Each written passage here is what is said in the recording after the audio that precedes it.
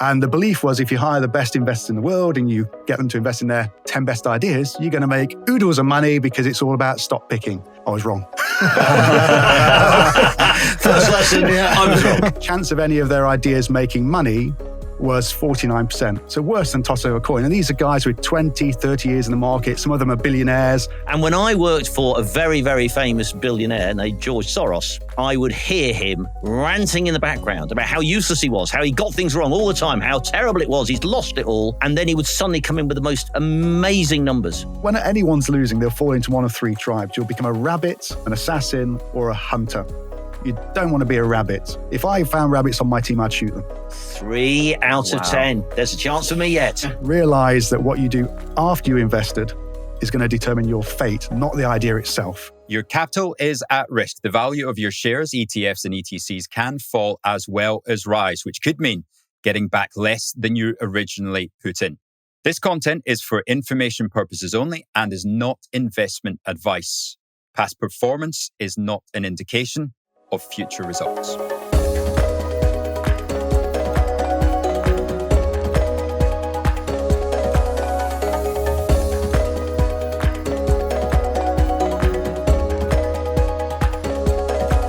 Welcome to your favorite podcast. It's episode 19 of The Art of Investing, or today, a takeover by The Art of Execution. Coming up, you're going to find out why Chris Fellingham suffers from premature evacuation, why my good friend Mark Spice Holden can send everybody to sleep at their lunch, the Good Money Guide.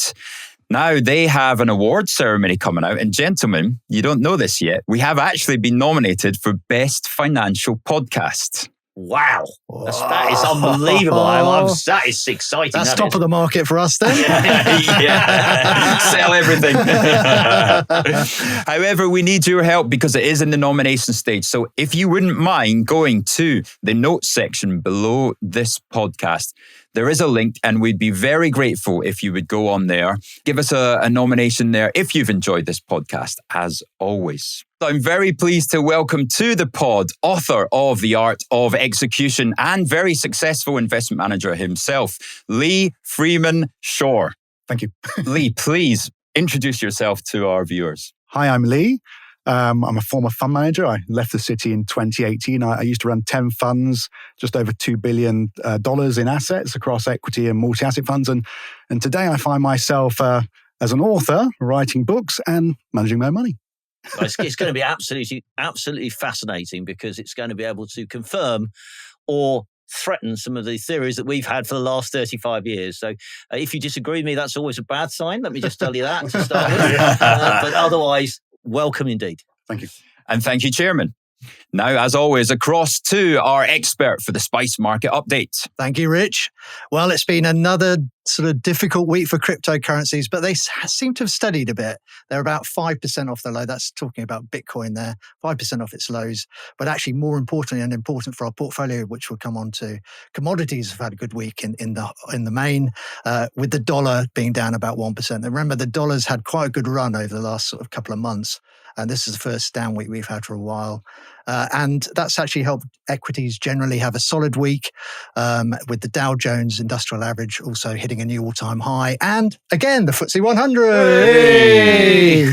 But the main reasons equities have sort of strengthened towards the end of the week was we're at last at the end of the US government shutdown. 43 days, the longest in history, and they signed a deal off last night, which was Wednesday night. Now we should brace ourselves for a huge wave of data, economic data, because there's a backup of data. Now, some bits will miss, but there's going to be quite a lot of confusion, I think, in the next 4 to 6 weeks as that data flows through and people work out what's real and what's sort of out of date and et cetera. So if you remember, we've been very dependent on the corporate reporting season to try and get a feel for what's going on in the economy. Can I just say, I think it's important for people to understand that we've had an agreement on the US going back to work, but that only lasts till January. So this is a stopgap where one presumes they're going to try to come to some longer term agreement, but it's not beyond the wits of man that actually we'll be in exactly the same position in January again, but at least we'll be the other side of Christmas. Yes. Okay. Yeah, you've got to have your Thanksgiving. Thanksgiving. Christmas. And Thanksgiving, sorry. And so Absolutely. the planes can fly people across America for Thanksgiving, which after all was the whole reason why they settled the dispute. Exactly. Well, for whatever reason it's done, but also some more sort of taco trade almost going on there. This time from Scott Bessent. If you remember, taco trade is Trump always chickens out, coined by the FT, which is a great saying. But this week, in fact, last night, Scott Bessent, who's the Treasury Secretary, was basically he's talking about pulling back on some tariffs. So for those Americans who are eating lots of bananas and drinking lots of coffee, those tariffs are going to be reined back. But more importantly, they did say that they were possibly going to give people earning less than $100,000, which sounds like a lot of money, but in America, that's a relatively low sort of wage. They're considered low earners. Anyone earning $100,000 or less will be entitled to a $2,000 tax rebate, which they're using the tariff money to help fund. So not only have we got the big, beautiful bill giving away masses of money, exactly, they're now giving more tax relief. Yeah. Exactly. They're bribing the electorate, I think we call that, don't we? Because the federal debt situation allows that. It's so low. It's so low. They've got no borrowing, have they? They are very heavily indebted already. So what's another $2,000 of tax relief? Well, to be fair, for our portfolio, because we own the Russell 2000, this sort of giveaway will actually help the US smaller and mid-sized companies probably more than any other sort of part of the market. It certainly won't affect the S&P 500 or NASDAQ, but the Russell 2000 should help. We'll see. But we've got a small position there, hope to add to it at some point.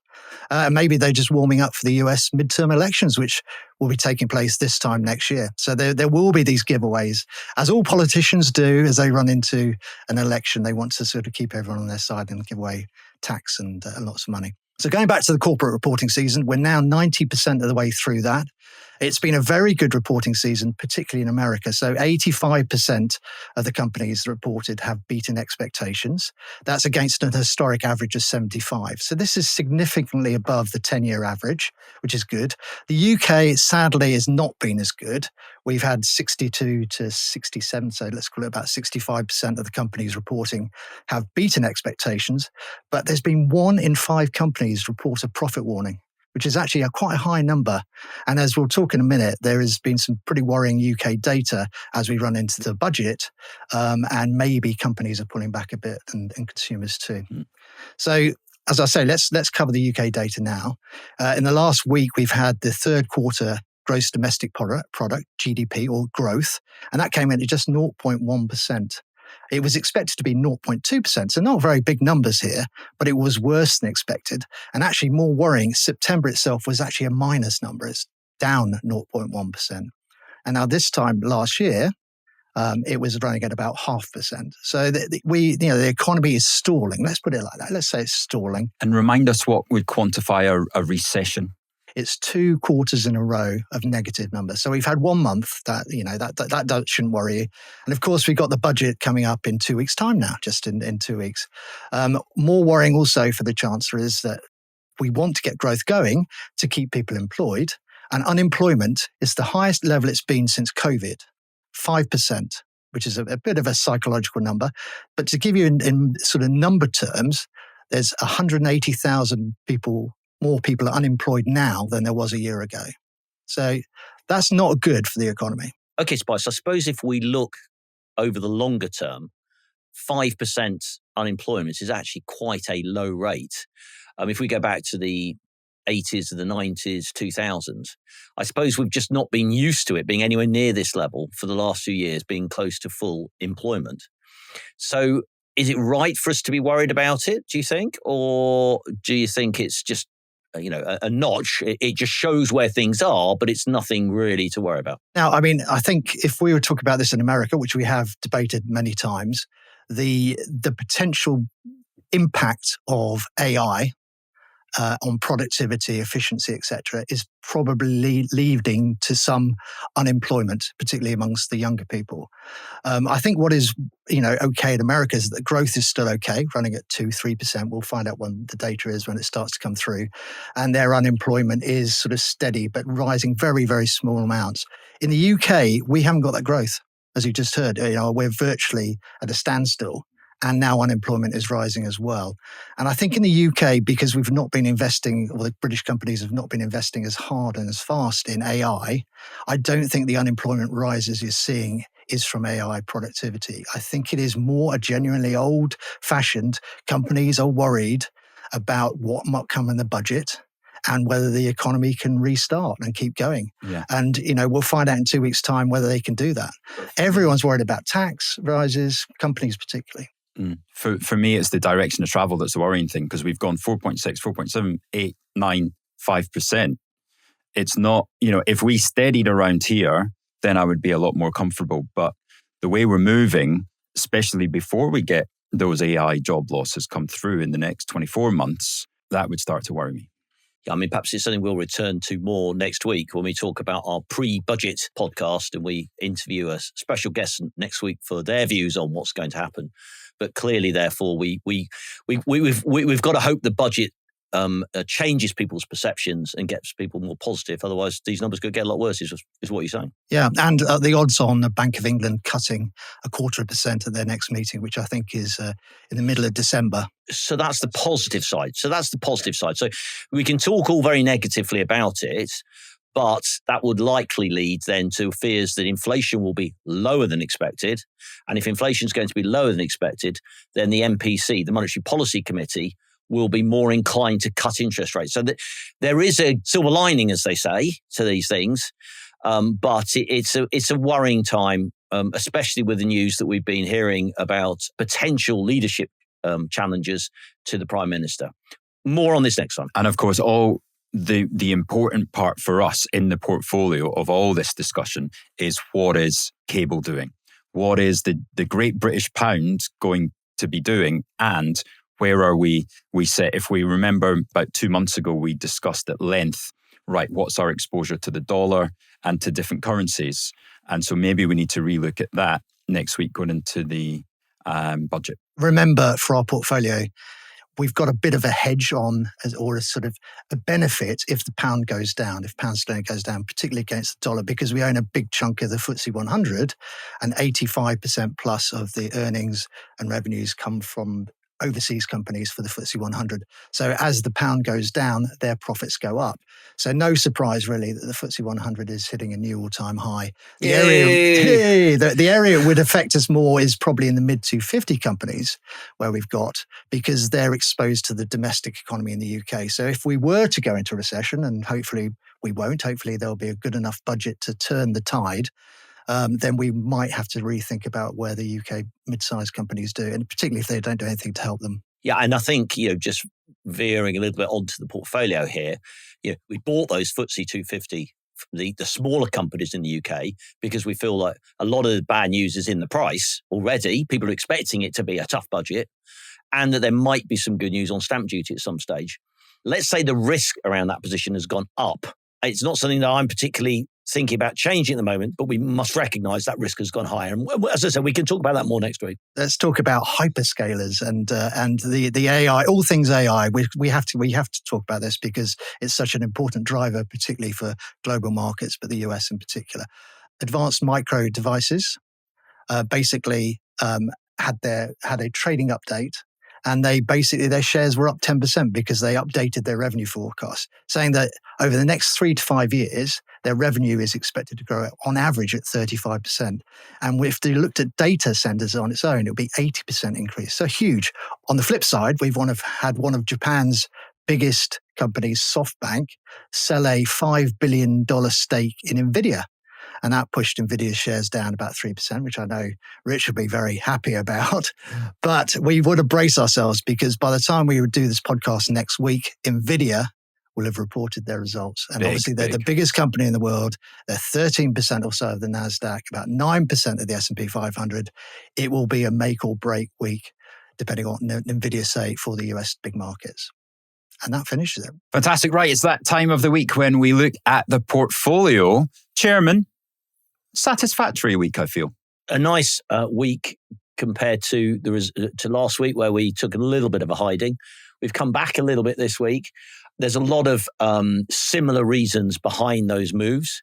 The top three for us, BlackRock World Mining Trust was up 5.5% iShares physical gold, so the gold-linked ETF, is up 4.86%, and Wisdom Tree Copper up 2.5%. Now, I think that's all to do with the fact that the dollar has weakened a little bit, and of course, the fact that the US is coming back from the shutdown, so people get a bit more optimistic about growth. So I think that's helped us at the top end of the spectrum there. Isn't it strange to see the shutdown be averted and gold go higher? That's not normal, is it? I do think that's quite an interesting situation. I certainly personally wasn't expecting the strength we've seen in gold over the last week. I think, on the commodities, as I said earlier on, the dollar being a bit weaker this week is the first time there's been respite in the dollar strength. And that has definitely helped commodities. As we said, that the big asset class that's helped most by that is the commodity side. And then if we look at the bottom three, we've got the Nikkei down 0.7, the NASDAQ 100 ETF down 1.2, and the winners of the losers this week, the VanEck Crypto and Blockchain Innovators down 17%. Now, I think the bottom three are linked really by some of the hot air coming out of the bubble that was around the data centers and more of that technology area. We've seen those slip back. And of course, Bitcoin and Ethereum haven't been a great market, as Mark talked about as well. So, that's quite a bit of healthiness in the market that we're seeing some of that hot air come out. And the hot air come out of Spice. Well, Spice hasn't been talking a lot about those things today. So, he'll get around to it, I'm sure. But, these things, it's good when you see a correction. And overall in our portfolio, we're up, which means that we haven't been overly exposed to some of those areas. So net, I think a good week for us, good progress.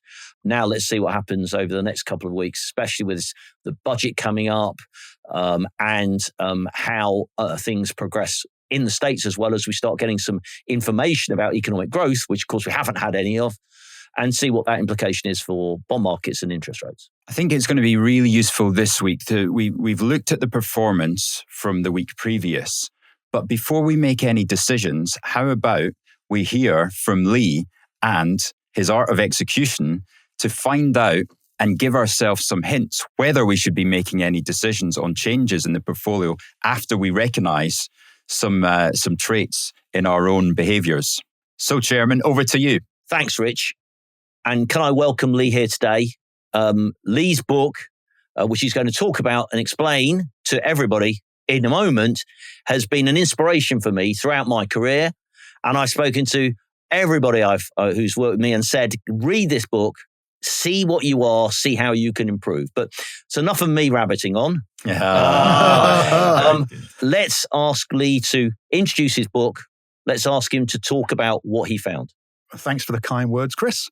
So the book, what it's about is, I was a fund manager. I managed a team of top investors. I managed over $1 billion across 4 strategies, whereby I had a team of investors and I asked them, each of them, one very simple thing, which was just to invest in their 10 best ideas. And the belief was, if you hire the best investors in the world and you get them to invest in their 10 best ideas, you're going to make oodles of money because it's all about stock picking. I was wrong. First lesson, I was wrong. So what I discovered, and this, it's more also with how you execute the ideas as opposed to the idea itself. So that in a nutshell, the chance of any of their ideas making money was 49%. So worse than tossing a coin. And these are guys with 20, 30 years in the market. Some of them are billionaires, some legendary guys. And that shocked me. But the catalyst for the book was one guy in particular, who remained nameless, who literally had a hit rate of 30%. So only 3 out of 10 of his ideas made money. And every time I met him, a brain on legs. He'd tell you the story of why he's investing in the stock. You'd want to run out, mortgage your house and invest in what he told you to, based on this story. But then when you'd go back a quarter, 6 months, a year later, they all lost money. But then I'd look at how much money he's making for me in my funds, and I'd be like, he's my best investor. His returns are awesome. What is he doing? Is it luck? Is it skill? So then I analyzed the data and I realized his key to his success was also what he did when he was winning and what he did when he was losing. And then I applied that lens across all my investors and realize the secret to success was how you react when you find yourself winning or losing. And so, that gives me a great opportunity to sort of say, having read this book, it led me to ask one of my favorite interview questions of everybody that I interviewed after that time, which was, if you want to be, if you think you're successful in investment, I need you to answer this question. And the question was, if you have 10 investments, how many will you get right? And you could see the person opposite you looking at you thinking, God, now, if I say 10, he's not going to believe me. So I can't say 10. If I say 5, then he's going to think I'm useless. So I can't say 5. So 6, 7, 7, 8. And normally people would say 8 if they were people like Rich, very optimistic. and some people would say 7, but most people would say 8. And actually the answer is irrelevant, because the real way to make money is how much do you make on the ones you got right versus how much did you lose on the ones you got wrong. And when I worked for a very, very famous billionaire named George Soros, regularly I would hear him ranting in the background about how useless he was, how he got things wrong all the time, how terrible it was, he's lost it all. And then he would suddenly come in with the most amazing numbers. And I chatted to him once about this stuff, and he reckoned he got 3 out of 10 right. But it's on those 3, he ran them and he ran them and he ran them. And the 7 he got wrong, he got out quickly. So just reiterating, it's about that execution. All about the execution. The title of the book. And so you've managed to put them into 5 tribes, haven't you? Yes. 3 when you're losing. Yep. And 2 when you're winning. That's right. So let's look at when you're losing. So when anyone's losing, they'll fall into one of 3 tribes. You'll become a rabbit, or you'll become an assassin or a hunter. You don't want to be a rabbit. If I found rabbits on my team, I'd shoot them. That's and then put them in the casserole. Yeah, and then put them in the casserole. Yeah, Farmer Shore. Farmer Shore. Yeah. But just to explain what each of them is. So a rabbit is a person that does nothing when they're losing. The danger of that is, if you're down 50%, it takes 100% to get back break even. If you're down 90%, you need 900% to break even. People don't appreciate how hard it is to get out of a hole once you've dug a big hole. And that's why I called it a rabbit. And also rabbits, if they're on a road, a car's coming, they get stuck in the headlights, don't know what to do. Can I just make that just easy for everybody? So when you say, if it goes down 90%, let's use an example. The stock goes from 100 to 10. Yeah. It's gone down 90%. To get back to where you bought it, it has to go up 900% is what you're saying. Yeah, and I don't know many ideas that go up 900%. And that's the key point. People need to understand that percentage move down and the percentage move up. And it's critical to realize that's why rabbits struggle. Basically, that's why you'd need an NVIDIA to get you out of it if you're assuming you've been in NVIDIA all this time. The other categories when you're losing are assassins and hunters. So an assassin, which most of my guys were, they're people when they find themselves down 20 to 40%, they'd just kill the position. They'd sell, get out, just move on. Right. The beauty of that is you're limiting the damage done. You're not impairing your capital. You're leaving enough on the table to live another day. So that's a good trait. They're never going to lose big. Hunters are basically people that when they're losing, they're prepared, again, when they're down to something like 20 to 40%, they're prepared to throw a lot more capital at the idea. It's not pound cost averaging. It's just to get to a point where they're maybe down 30% and they just go, well, nothing's wrong with my idea. I still believe in it. I'm going to take it from a 5% position to a 10% position.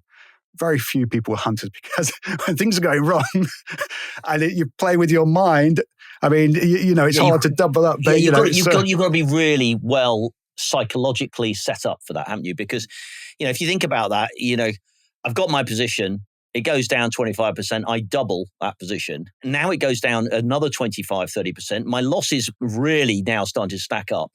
I'm probably not sleeping at night. Yep. I'm having trouble seeing straight, and I can't see this company as anything other than if it fails, I've ruined my career. But if it hasn't failed, it's still going to be a problem sitting and languishing where it is.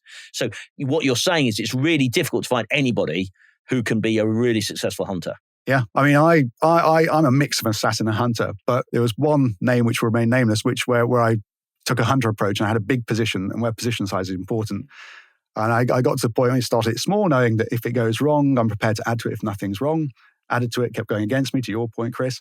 And when I added the 3rd time to make it a big position, I actually felt physically sick. And then you realise, my God, you need strong constitution to do it. And that was in a very high conviction name. But then I know, well, it's a toss of coin whether this name idea works or not. So, even me, and knowing all this, it still plays with your head. So far easier to be an assassin, get out when it's going against you than a hunter. And so I can remember this well because, you're at the situation, you're working at an organisation and you get the tap on your shoulder from the boss. So when you're losing a little bit of money, everyone says, well, that's fine, never mind. Then you add a bit more. Now you're losing a bit more money and everyone's starting to focus a bit on your profit and loss and how you're doing. And do you really know what you're doing? And then you put a bit more on and you think, I put this on because I'm so sure about it. And that minute, the boss comes up and taps you on the shoulder and says, are you sure? And if you get it wrong, your career's over. And the number of people then who just cut the position out, having bought it all the way down, cut it out, they take a big loss, and they're now psychologically impaired for everything else they do. But sometimes a tap on the shoulder is good. Oh, absolutely. So, I have one example where the legendary hedge fund, he's now retired, but he's a hedge fund investor, very successful. He invested in a super group, Super Dry, which I think probably the listeners know about if they've got the clothing. I remember this one. Yeah. So this is a guy usually does when he's losing, assassin gets out, but he invests in the company and it was down about 40%. And I'm looking at the screen, I'm like, he's done nothing. This is weird. So I pick up the phone, ring him, what's going on? Gives me a waffle about why it's great investment, why he's sticking with it. And then I sort of go, okay, so you're gonna throw more money at it then? He's like, oh no, I can't. Would you buy it? So if you had a blank piece of paper, would you buy it today? Well, that's unfair. No, I wouldn't. But and then he said, okay, let's go for a glass of wine at the Arts Club. And you go, okay. Which is, by the way, something that often happens in the city. if you're unsure, a glass of wine often helps. That's what I've been telling myself my whole career anyway. And this is unfortunately where I got paparazzi coming out with Prince Harry from the Arts Club around about the same time. That's another story for another day for Rich. The ex-Prince. Oh, yes. So anyway, you go to the Arts Club, have a couple of glasses of wine, and he's telling me why it's a fantastic investment and why he wants to stay with all this. So I said to him, okay, so tomorrow when I go back to my desk, I'm going to see that you've doubled your position. Go back to my desk, fire at my train screens, see that he's sold it. Wow. And that's crazy because that's a guy with 20 plus years experience, fantastic investor. This one name got really slightly got tied up with it.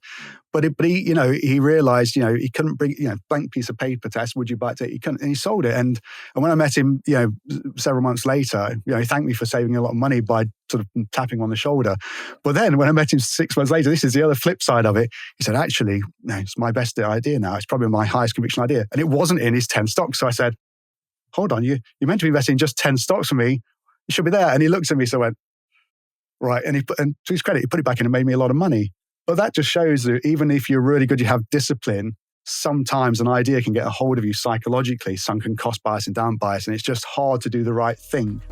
Grow your portfolio with IG. Invest £50 with IG and get a free share bundle worth between £40 and £200. Make your first investment into an ISA, GIA or SIP account before the 30th of November and benefit from commission-free investing as well as 4% variable interest on your cash. Other fees may apply. Terms and conditions found in the show notes or on ig.com/UK. Kickstart your investing journey with IG today. Now, I wonder in that position of being a hunter, is there any way to tell the difference between smart conviction or just plain stubbornness? What a great question. It's a great question. I think you can see conviction and stubbornness. I think when you look at from a lesson from poker, look at the hand, not at the mouth.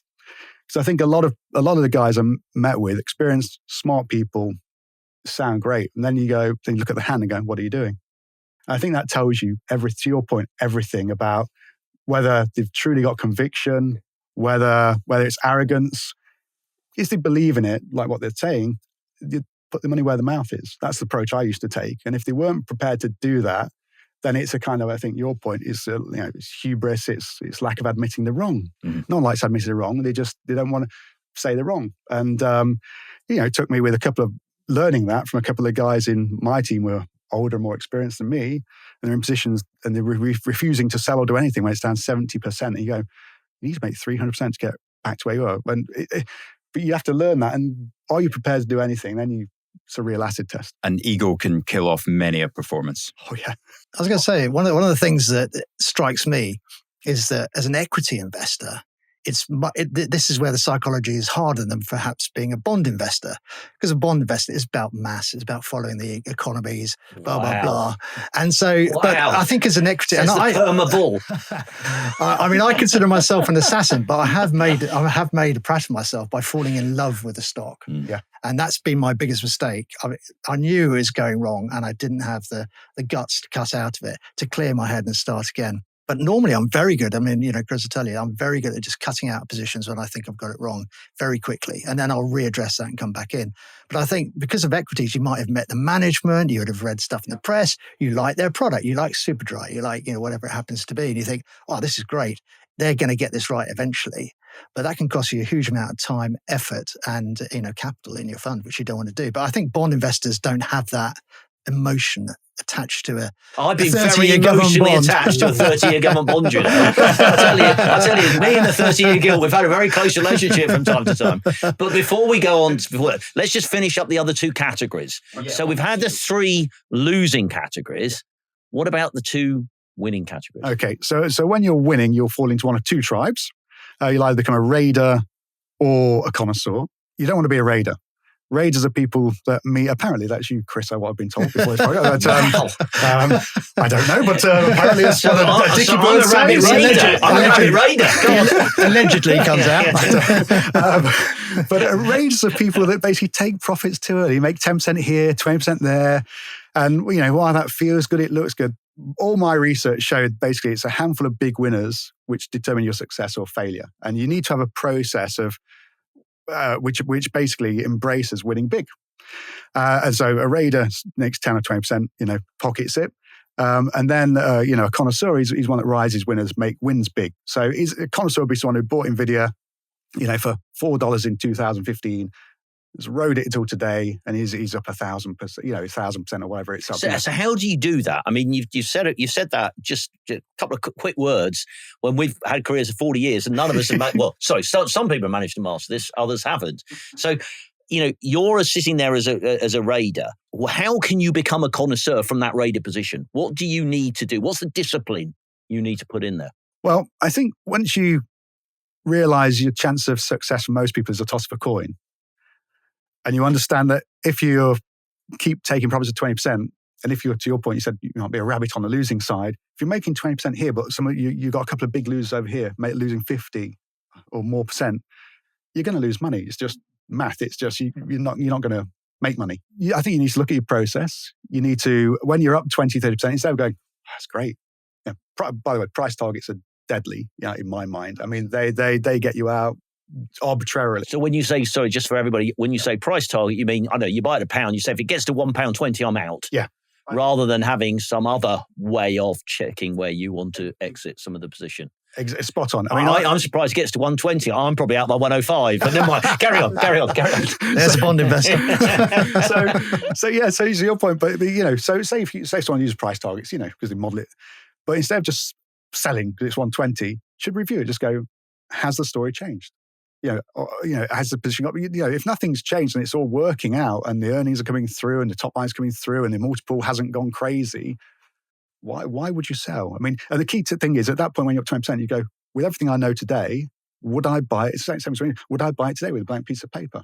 Try and remove the fact you own it. Just go, would I buy it today with a blank piece of paper? And then a lot of times you'd go, actually, I would. So why would you take profits at 20%? Especially when but if you keep doing that, you're never ever going to win big. I can guarantee you're going to lose big at some point. So that would be my advice on that. and this is why my quip to Spice at the start that lunches with him can end up very boring, because if the story hasn't changed, then they just tell you the same story over and over again. But that is a connoisseur, and that's where the real performance comes from. You hit a nail on the head. I mean, one thing I had to get used to is some of the guys had very low turnover, i.e. they just stayed in the same positions for years and years and years. They were boring meetings because you'd go and have your quarterly review meeting with them. Let's go over what you're in. Same names you've had for the last 5 years. Is it boring? Anything changed? Nothing changed. But you have to. It's hard to embrace boredom. But connoisseurs embrace boredom. It doesn't mean they're lazy. They're not doing anything. Just means they're boring. Just means that, exactly. There we go, you see. We've actually found out something else for your next book. You can write about them being boring. Yeah. Don't you think, though, for something to change that's got that sort of momentum, if it is another way of describing it, if there's just got a nice upward gentle momentum, you want to run it as long as you can. But then there's it's a bit like a bubble. We say bubbles don't die of old age. A catalyst comes along, something happens. Maybe we've seen it after the event, but something comes along to change that, and then you get the sell-off, and then you go, oh my God, it was that moment in time that changed that. And I think it's the same exactly for stocks and shares. It's something, if the management change, for example, the chief executive who's been there for 20 years, done a great job, suddenly resigns to go to a competitor company. Normally, I'd just go and sell the shares personally. Yeah. I wouldn't even wait to find out who the new guy was. I'd just sell it because I think he's been such an integral part of the success of it beforehand. But that's a catalyst. And you get those things you can see sometimes. Sometimes you can't, like I say, until after the event. Yeah. But let's say I'm a connoisseur. Yes, Mr. Chairman. Okay, I'm trying to be believable here. Let's say I'm a connoisseur. If something's trading at 120, we've said 1 to 120, and at 120, I'm very happy about it. That's fine. Do I reset my say assassin level? Do I reset that from 120? So I say to myself now, it's gone up to 120. If it comes back down to 110, I'm getting out. Or do I just say, no, I suppose what I'm trying to say, do I remember where I got in? Or do I reset my stop, my tight discipline to ensure I get better performance? Well, there are various ways of playing the game there. But a lot of people, it's how much are you willing to lose, to your point. So you're at 120. Very little. Yeah, very little. So a bond investor. That's why I'm a raider. but some people would have stop losses. Yep. And they'd get out, which would be trailing stop losses when it goes up and, to your point, it's gone up, falls 20% to get out from that anchor point, I guess.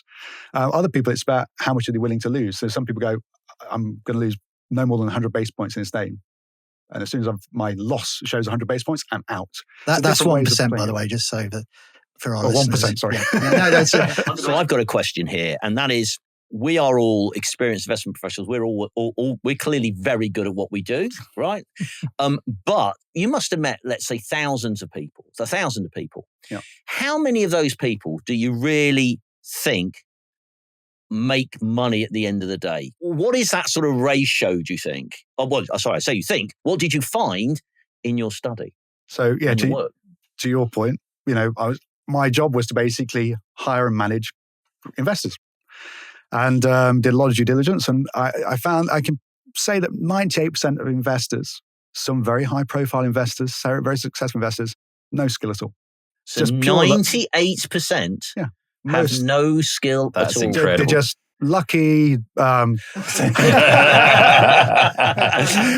behalf of all the professional investment managers and wealth managers. Yeah. It sounds harsh, but I think most of them, I used to call them beta jockeys. And when I used to head up research, I'd tell the analysts, I'd say, so most people you meet, super smart, very experienced, you can look at the returns and you can know this guy's fantastic.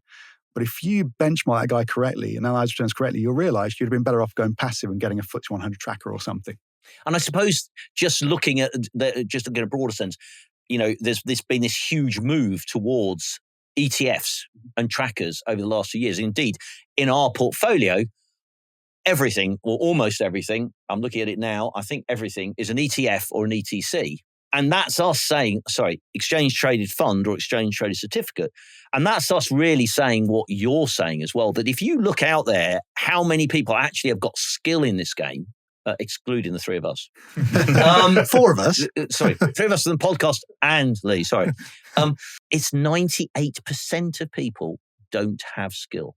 9 out of 10 people I met, once you ran the numbers on them and analyze what they do, you realize that they might have a brand, they might be mega successful, might appear on TV, but you'd have been better off putting it in a S&P 500 tracker or something. They just got lucky. They got lucky in life.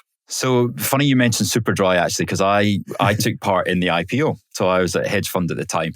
And Julian Dunkerton, the CEO, came along with his big bag of stash. Now, I was a big fan of Superdry at the time. This was 2008. So, Are you still not now?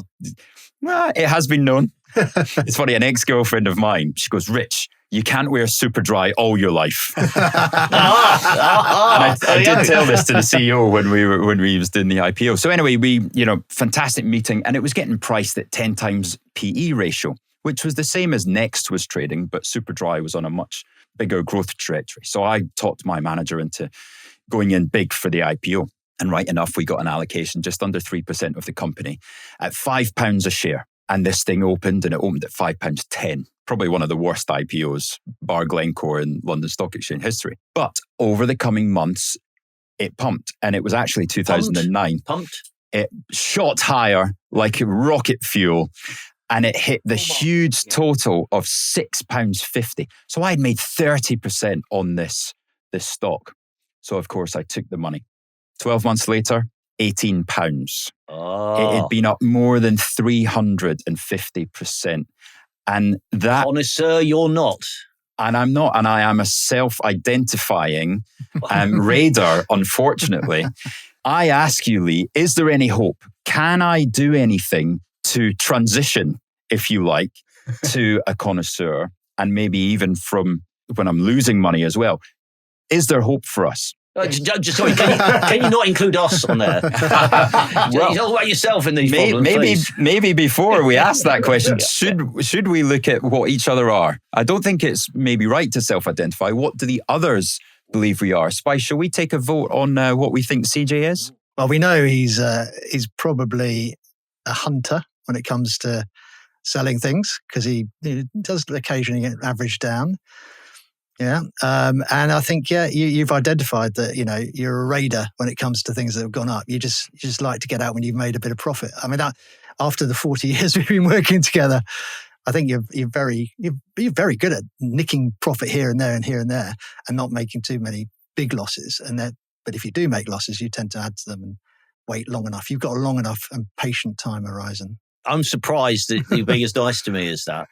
I would say I started off as a rabbit without a shadow of a doubt. And you learn, if you want to keep your job, you have to learn some sort of discipline around that. And at the end, we'll have a few lessons that we want to give to our listeners. But if we were to return the favour to Rich now, what do we think Rich is, Spice? He's certainly not connoisseur. He's admitted he's not a connoisseur, so we know that. So we're going to have to put him down as a raider. What do you think? Do you think he's an assassin, i.e. he sets the stop level and pushes himself out? Do you think he's a bit of a rabbit or a hunter? I don't think he's an assassin, because I've seen him average down on lots and lots of things. So a hunter yeah. raider again. So there's two hunter raiders on this podcast. Absolutely. We've already been told that raiders is not the right place to do. So we're all automatically doing ourselves down. I must admit, we've seen in the portfolio performance, we know that our friend Spice here is very clear. And I don't think I've ever seen somebody so clearly in two categories as an assassin connoisseur. He's certainly an assassin, but once again, you see, he's transitioned as well. We could tell a story now. I mean, it would be wrong of me to tell the story of a certain oil company, which has been mentioned on these podcasts before, which Mark bought into, and it was a tremendous investment. He made an absolute fortune out of it. I confronted him with the CEO of our organisation. I was the CIO and the CIO of equities. So the three bigwigs in the team.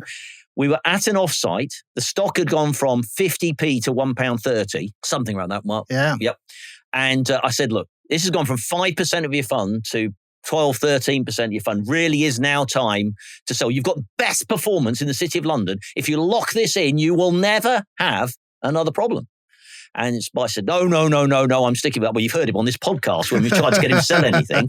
No. He says, no, I'm going to stick with it. And the head of equities, a very good friend of mine, he knows who he is, backed Spicy as well. So we sit there, me and the CEO saying, we think you should do it. And they both said no. So we thought, no, look, these guys have done really well. What a mistake. Next morning, this oil they're meant to find was gas condensate, if I remember rightly. And they were doing a rights issue as well. Well, that was the problem. I got a phone call. I saw the phone call go and I thought, oh my God, I know who that is. It's the broker of the company and they're going to want to raise some money. And the first thing you pick up, and obviously as an institutional investor, you get inside information. The first thing he said, I would like to make you an insider on this company. And I went, oh God, that means I couldn't sell them. I'm stuck in a position. For those people listening, especially the regulator, when we are in possession of insider dealing, inside information, we never deal on it. And you're taking over the wall, aren't you? So you legally cannot trade. And compliance would have you'd be out of a job if you did it. And that would be the best thing that might happen because the Serious Fraud Office could get involved as well. So once you're made insider, you cannot deal. So Spice has gone from elation in the evening, the night before, to mass depression, first price the next morning. Well, remember, it went from 50p to £1.30. First price after £1.30. I got to £2. Did it get to £2? I got to £2. But then immediately, everyone realised they were going to raise money. Yeah, so let's do it in the right order. Yeah. 50p, let's say £2. 130, out comes the announcement. 90p first price, 80p first price. Yeah. And of course, then, if you're a rabbit, you don't do anything about it, rather than being your assassin, where you say, I'm out now, and now it languishes at 11 pence. Yeah, but there is a lesson in your story. Actually, this story. I learned that lesson. I did learn that lesson. I should have told him to go to the Arts Club. Yeah. He's going to the Arts Club, have some wine. Yeah. It's one of the things I saw is like, being a connoisseur and not building a massive position. A lot of people just trim the position. So that's how you can keep your risk under control. So instead of the 5% growing to 12% or whatever it was, it's 5%, it goes up, you trim it back to 5%, or you keep trimming and just controlling the risk on. So if it does, what your point, flips, goes the other way, it makes it a lot easier, because if a 5 goes to a 4% or a 3%, it's a lot easier to sell than a 12% going to an 8. Then you go, oh God, I've lost. It's big position sizes make it hard to do things, hard to act. And we talked about psychology earlier, but endowment bias and sunken cost bias. So sunken cost bias is the more time, effort, money you put into something, the more you're reluctant to walk away. And endowment bias is when you actually put money into something, you value it more than if you didn't own it. So if I give you an example on that, if I sold you a gold coin today for £3,000 and next week gold crashed. Yeah, gold crashed, and I know it's not, gold crashed, and say it was worth £1,000, and I said to you in a week's time, I said, I'll buy it off you for £1,000. You'd go, bugger off. I paid £3,000 last week. That right there. You're anchored to the original. But that's a wealth management train of thought. I hate to say it to my ex-colleagues out there, and I've worked with a couple of wealth management companies. The biggest failing, I think, of most private client wealth managers is they are reluctant to lock in losses. They just don't do it. And what they say is, we'll sell it when it goes back up. And when it goes back up, rabbit. They never sell it. They never sell it. They're still sitting in a portfolio 3 years later. Bang! Yeah. And it's that I hate to say it against my ex-colleagues, and many of whom I respect and love a lot, but I'm afraid it's the biggest failing of private wealth. God, if I heard one of my guys say that, the gun would come out. Yeah, we rabbits do that, mate. It's terrible. Right. So back to that question, the hope of transition. Yes. What do you think? What's your advice? You can transition, but you've got to be, you got to be humble. You got to be open to learning, and you got to be aware of your flaws. So, if you self-identify as a raider, then, you should be going, okay, I know this trait overall is not a good trait to have, because if I'm not having any big winners, I get some big losers, I'm going to lose money over the long term. So you've got to ask yourself, what can you do to, and one of the points said to you is, instead of getting out after 20%, just maybe reduce the position size a bit, maybe take some money off the table. Try to get the feel for running, but it's really difficult to run a position. Really difficult. It's easy to take a profit, and there's lots of psychology which shows that, your dopamine kicks in and stuff. But so that's one thing you can do when you're losing. I think the easiest thing to do there, from going from if you're a rabbit and you find yourself doing nothing, is to just, when it's going down more than 20%, just sort of say to yourself, would I buy it today or not? And be honest with yourself as to, if you wouldn't buy it that day with everything then you realize it's your psychological flaws, your biases. It's not rational thinking. It's not logic. It's not with a blank piece of paper you won't buy. You should get out. So you can, but it requires a lot of discipline, a lot of self, introspection, to do that, which I think my experience is, I used to coach some of the guys on my desk and give them, these are experienced guys, but I'd spot flaws, and some were open to it, some weren't open to it. So you have to be open to it. You can improve your game, but you've got to be open to it and be very disciplined. I think some of the best advice that you've touched on a couple of times is start with a blank piece of paper. Every morning say, what would be my ideal portfolio today? And if there's something in there you wouldn't buy today, then you've got the answer. If it's in your portfolio, sell it, in my view. I think that raises a good topic here. I mean, the reason we've wanted to have Lee on for so long is that the book helps people to understand what their style is and more so what they might do about it. But I think for people who are listening today, I think maybe we should just think about what practically have we learned from our careers that we could just leave them with to help them be better at negotiating their financial journey, helping them to become better investors. Maybe if I start and then we'll go around the table. I've had a problem when I started with being a bit of a rabbit, as I've said before. So you've got to have and think about the discipline around it. So the way I think about it is and this is why I'm a raider and not a connoisseur, is I don't worry about the profitable side.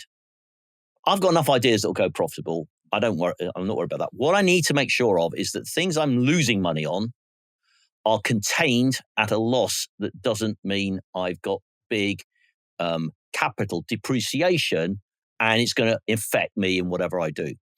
Now, it's really easy to say that. It's really difficult to do. But I think the first thing you've got to be is humble. You've got to be able to say, I don't know everything. The market is right. I am wrong. Move on and try to do something differently. So you've got to have that discipline there.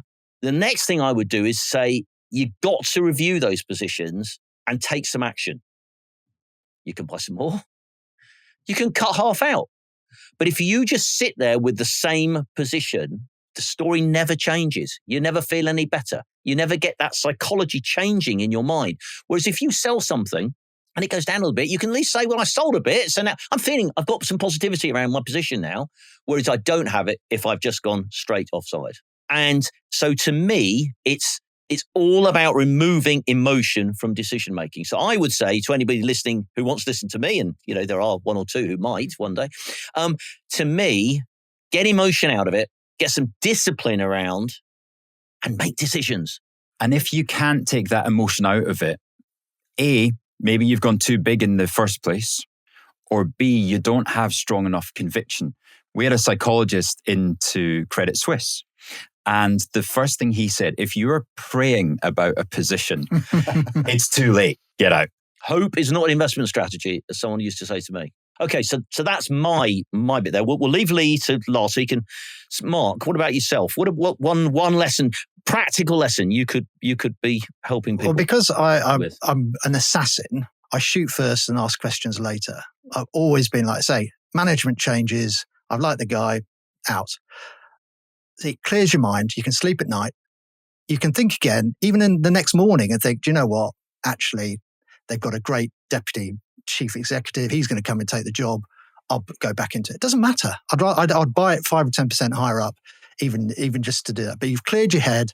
You sleep at night, and that is a really important thing. The mistakes I've made is when I've fallen in love with the stock. I kick myself time again. That lesson we were talking about earlier on with that oil stock, it cost me a huge amount personally, and sort of my reputation and the rest of it.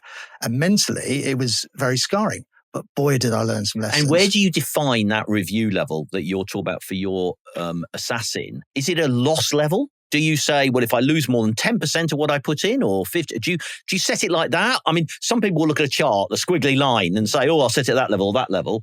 Or do you just have, no, not interested in that. If I lose more than X, I'm out. If the market's going up and it's suddenly going down, I'll take it out 5 or 10% lower down. I just won't go. There's something wrong here. I'm a great believer that the market tells you things before you actually find out them. Maybe it's too much insider information out there in the markets, but actually share prices are pretty efficient.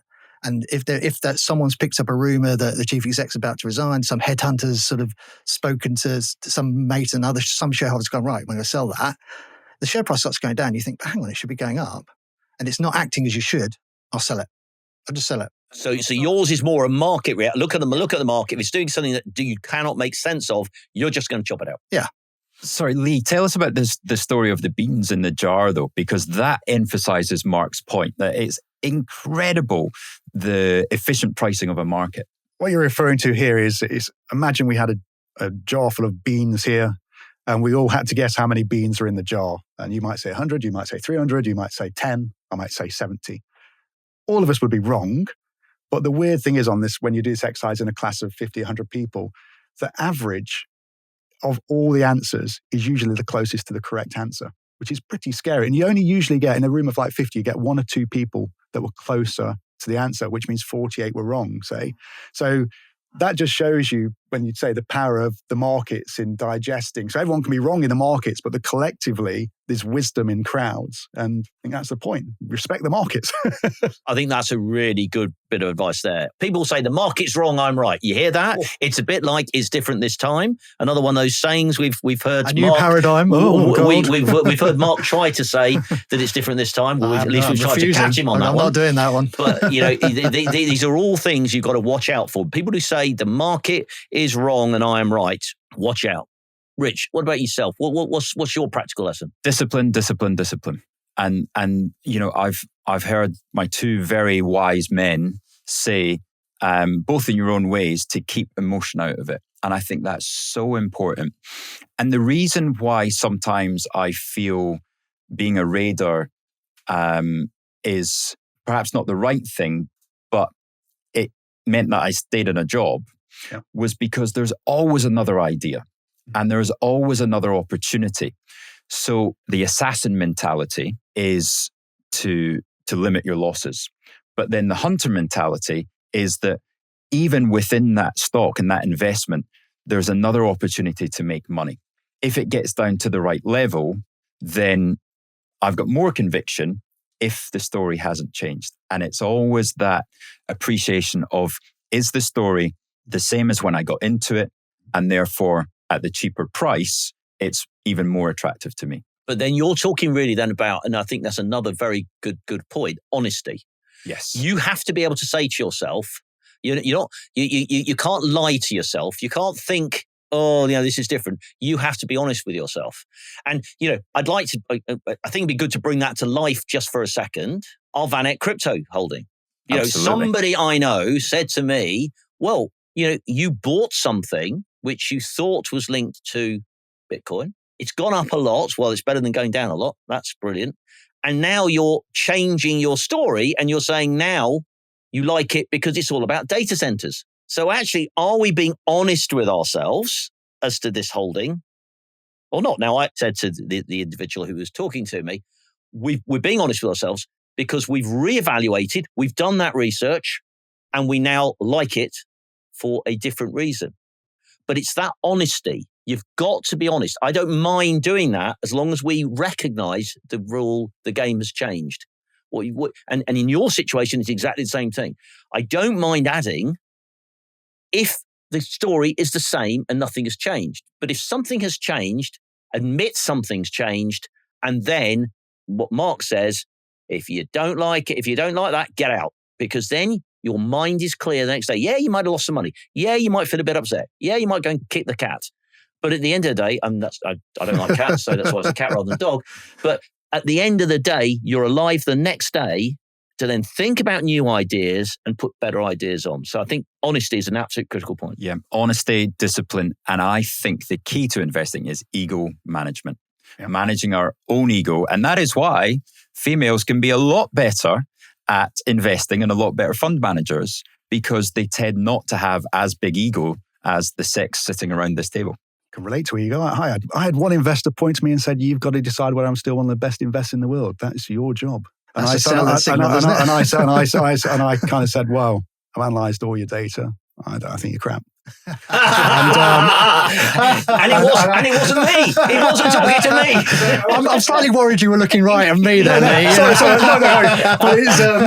But basically, let's just say like a year or two after I did that evaluation, realizing he got lucky in life, he wasn't around in the industry. So, but there is a lot of egos in the industry that massive. And the market's a great leveler, though, isn't it? As well.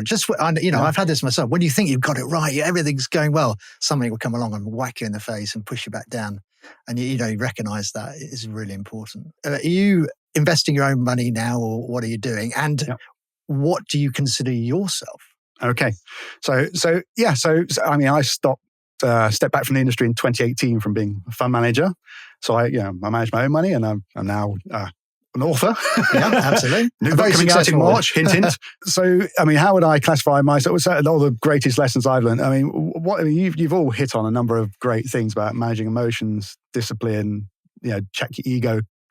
But I'd say, once you realize, as I realize, it's a toss of a coin whether an idea makes money. I don't care how smart you are. Because that's what all these smart guys I had money with. That's the average of those guys. So when I realize that, and I'm looking at these guys going, well, he's way smarter than me, he's way smarter. If the average is 50%, who am I to say more? So once I realize that, you realize how you react when a position's winning or losing is what matters most. And you've got to be disciplined about that. So the main thing is when you're losing, and in the book I talk about, when you're down 20 to 40%, do something. You got to ask yourself, would I buy it today? And if you would, maybe throw some more money. If you wouldn't, get out. Yeah. So materially adapt when you're losing. Don't be a rabbit. That's a key thing. And obviously, learn to try to run your winners. And a lot of it we sort of danced around a bit, but position sizing plays a big part in this. The bigger the position, the harder it is to do the right thing. And I can, from someone that knew this stuff, the bigger the position, you know what you got to do, but especially when you're losing. If you lost a lot, it becomes tenfold harder to do anything. So in my own personal money today, I always go in an idea smaller than I optimally should do. But that's because I reflect the fact that, I don't want it too big. So if it's too big, I know myself, I feel sick. It plays with my mind. And this is despite knowing what to do. So I keep the position sizes under check. It makes life a lot easier when you're winning or losing to run or kill something, It's interesting. I have actually found, and this isn't good advice at all, so don't listen to me. It's in those moments that I find the most profitable ideas then come from. So when I feel really stricken with fear, and I buy more because I've got conviction, that's usually the low point within hours, if not a day. So wouldn't it be better if you waited until that before you ever did anything? Absolutely. So it's patience. Don't deal too early. It's humility. Yeah. It's saying, I don't know best. The market knows best. And there's all these clever people around. It's size of position and it's discipline around all these things. Gosh, it's an amazing subject. I think we've probably done enough on it for today. But I do want to mention your book, your second book. Yeah. Tell us about your second book. So it comes out in March. It's called Market Maestros. It's a follow-up to The Art of Execution. I'm waiting for my invite. And It's already written. Sorry. So basically, if you can imagine, I wrote this book. You're telling people about the tribes, the rabbits, the hunters, the assassins, and people will read it and they go, and over the last decade since it's been out, people reach out to me and say, can you help me? I'm losing. I'm being a rabbit. And I want to know whether I should sell it and be an assassin or throw more money and be a hunter. And it's difficult to help them. Sort of like you realize they're struggling. They know they need to do something. So I thought, how can I help those people? Because I used to coach people. What I could do is I'll get some of the best investors in the world from around the world. So the book has 11 chapters with 11 great investors. Some legendary investors you'll have heard. We're in the UK, so James Hambry's one in there, Gorm Tomasson's in there, Stephen Annis is in there. It's legendary investors, and each one is focused on what do you do when you're winning or losing? So it lifts the lid on what do these great investors, what signals get them out of position or cause them to stay in a position, and how do they go about position sizing? So there's general discussion, but also we take specific stock examples where you put money in this stock, it lost money. Tell us what you did. How do you position size?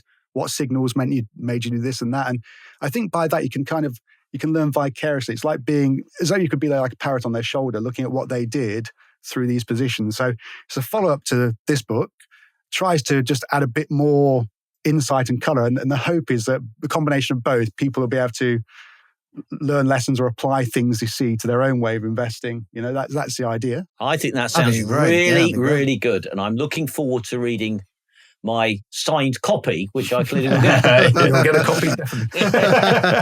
One last question from me, Lee. So the most important thing, right? We've talked a lot about the professionals and ex-professionals in the industry, but what about our viewers? So we have many part-time investors, perhaps even beginners. Yeah. What can they really take today? Is there a slightly different message or anything to focus on from the art of execution and perhaps the maestros as well? Expect your idea. It's toss of a coin whether your idea is going to make money. I keep reiterating that point. Realize that what you do after you invested is going to determine your fate, not the idea itself. So everyone obsesses about, I used to get questions all the time because, you imagine the team of people I used to invest with, right? Crispin Odey, Roger Guy, they're in my team, all these legendary investors. And people go, what's Crispin's biggest position or what's Roger's biggest position? You could never tell them. We didn't disclose that information. But people obsess about the stock pick being the secret to success. And the answer is no, it's not. The stock pick isn't the secret to your success. It's what you do once you're invested. You'll have 10 great ideas. What I can tell you is you won't know which one is going to make you a fortune and which one's going to lose money. Because right when you invest, they all look great. But it's toss of a coin which ones will work out. And, so the lesson would be how you react when you're losing or winning will determine your fate. And hence the name of the book, and perhaps why we have called the podcast The Art of Investing. It really reiterates that message that it is an art and it's not just the science of all the numbers. It is what you do with your feel and your ego management and the discipline. Just think how in those few sentences we've turned the whole industry on its head. Because the whole industry, whether it's be the Sunday Times Money section, the Investors Chronicle, a wealth manager, an investment bank, are talking about stock ideas on the economy, ideas on the currencies all the time. And saying, I think this is fundamentally going up 20%, I think it's going down 15%, blah, blah, blah, blah, blah. It's actually a toss of a coin. Mm-hmm. It's what you do with it when you've got it. And I think that was the lesson I picked up when I read it. So well done. At least I got the right impression. So my reading skills are okay. It's helped me a lot. So thank you so much for your time today. Yeah. Can I just reiterate on that point? I mean, the best investor I had money with, a bit like you, George Soros, 30% hit rate.